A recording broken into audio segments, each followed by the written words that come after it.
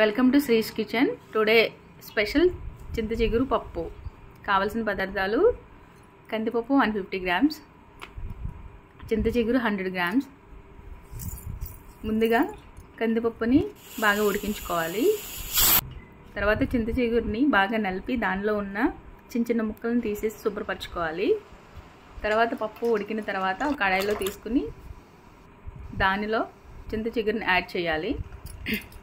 Add చేసిన తర్వాత ఒక 5 మినిట్స్ ఉడికించాలి.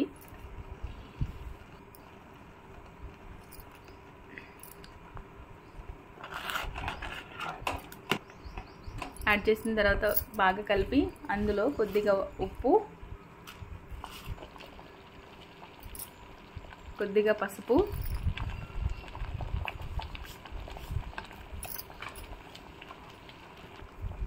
కారం తగ్గట్టు పచ్చిమిర్చి వేసుకోవాలి. దానిలోనే కొంచెం మెంతిగుండ వేసుకోవాలి. కొద్దిగా కారం, కొంచెం ఇంగువ వేసి బాగా కలపాలి. అలాగే చింతపండు పేస్ట్ కూడా కొంచెం వేసుకోవాలి. అది ఒక 5 మినిట్స్ని మగ్గించాలి. అలాగా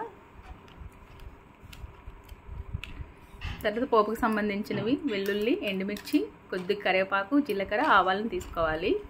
ఒక కడాయి తీసుకొని దాంట్లో కొంచెం ఆయిల్ వేసి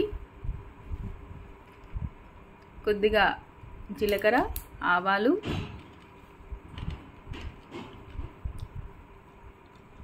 ఎండుమిర్చి, వెల్లుల్లి వేసి బాగా వేయించుకోవాలి.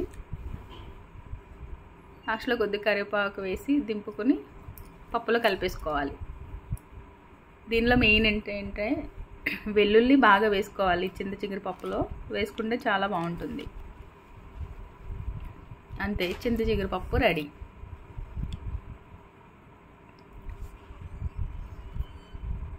Like, share, subscribe please.